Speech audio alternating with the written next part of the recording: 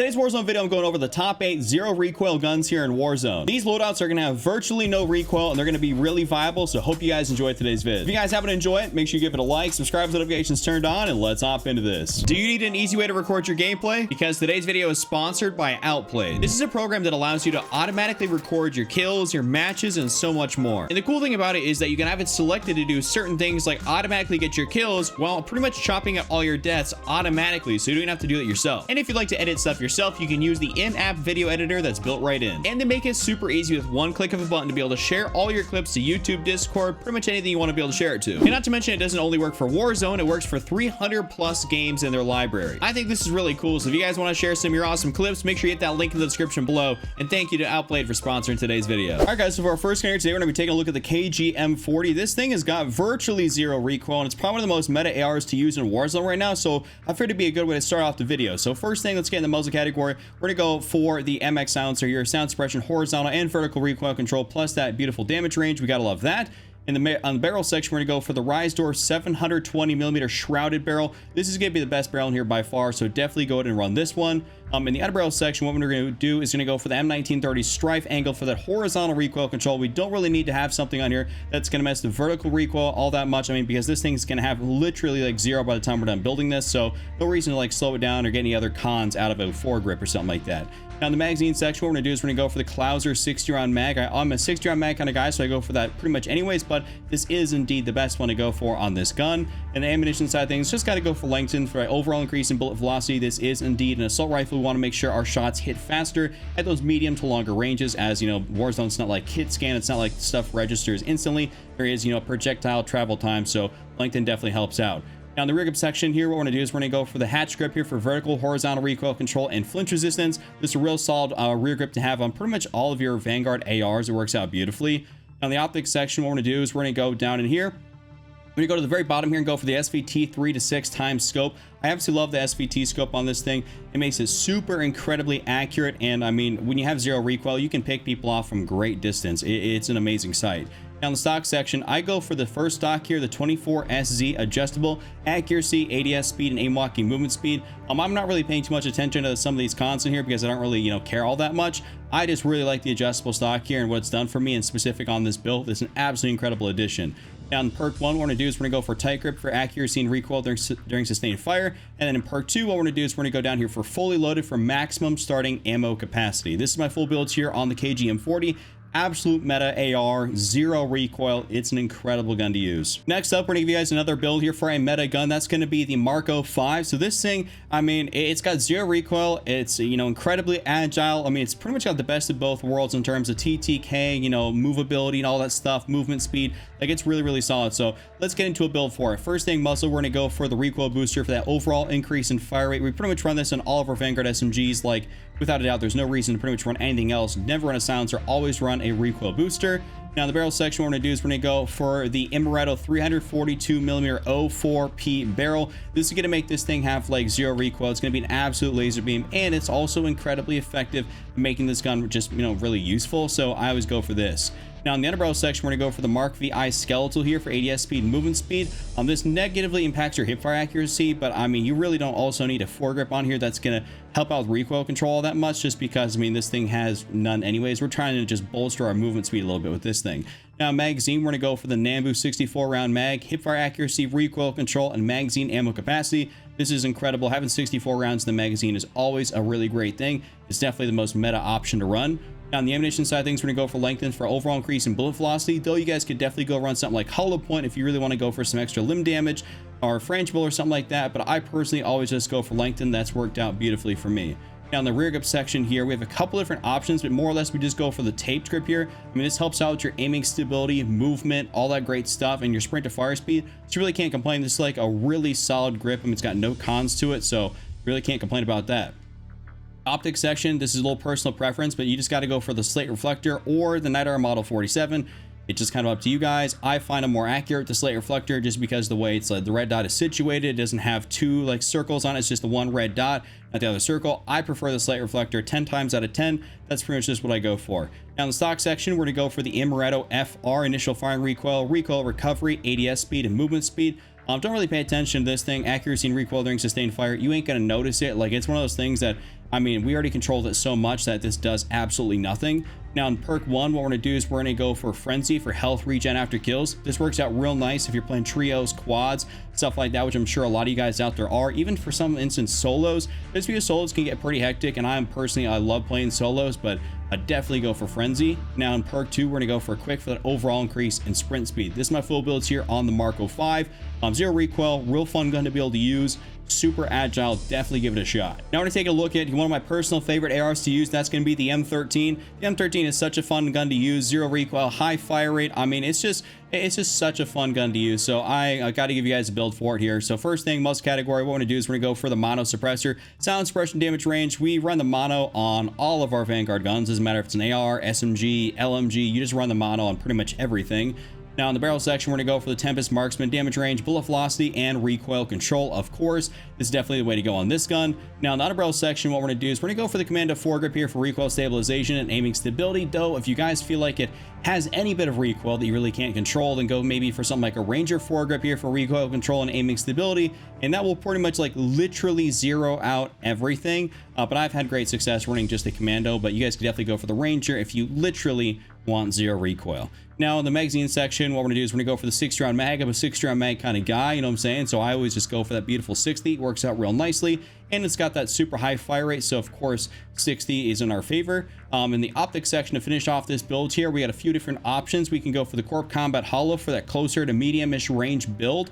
We could also, if we really want to extend our range, go for the VLK 3x optic. And if you guys want to go down here a little bit farther and try something a little bit fun, it's pretty much really good as well. The PBX Hollow 7 sight does the same thing as the Corp Combat Hollow, but I mean, just looks a little bit different, a little bit cooler in my opinion, but more or less, you're probably going to go for a VLK 3x optic or the regular Corp Combat. For me, I probably am going to go for the VLK. This is a real fun gun to be able to use. Super great build here.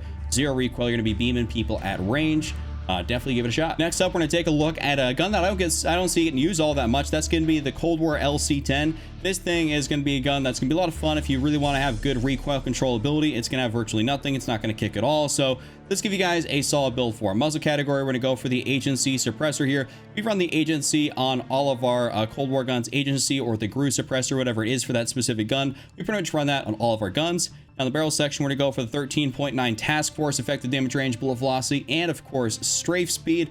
This is just definitely the go-to. It's been that way for a long time. Don't really care about the vertical, horizontal recoil control. You just pretty much got to run the Task Force to make this gun like as effective as it possibly can be. Now, in the underbarrel section, what we're going to do is we're actually going to go for the Bruiser Grip here for movement speed and hipfire accuracy.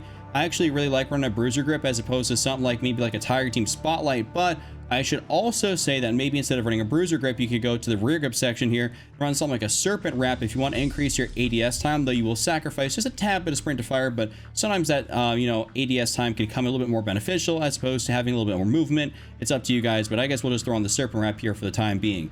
Now, in the magazine section, what we're going to do is we're going to throw on the Stenag 55-round mag. You don't really need to go for the Salva 52-round fast mag. This thing reloads, fast enough anyways, and there's just no reason to run anything else also less than a 55 on this. I mean, you need a decent amount of shots to be able to take out, more than one opponent. So having 55 is always a really great thing. Now, to finish off this build, we're going to go for the stock section. We're going to throw on the Raider stock, ADS fire move speed, aim walking movement speed, and sprint to fire time. This is going to negatively impact your hip fire accuracy, but don't worry, you really ain't going to be hip firing with this thing. You're going to be pretty much solely ADSing. So this is my full build here on the LC10. Love using this thing. Also, real cool variant, by the way, the neurotransmitter. One of my favorite ones they ever came out with for this gun. Next up, we got to give you guys a build here for the Grau 5.56. This is a true gun you can make have no recoil, and it's a lot of fun to be able to use, real effective. So let's jump into a build for it. Muzzle, we're going to go for the mono. Of course, I'm not going to explain that one here. Barrel section, we're going to go for the Tempest 26.4 Archangel barrel, damage range, bullet velocity, and recoil control.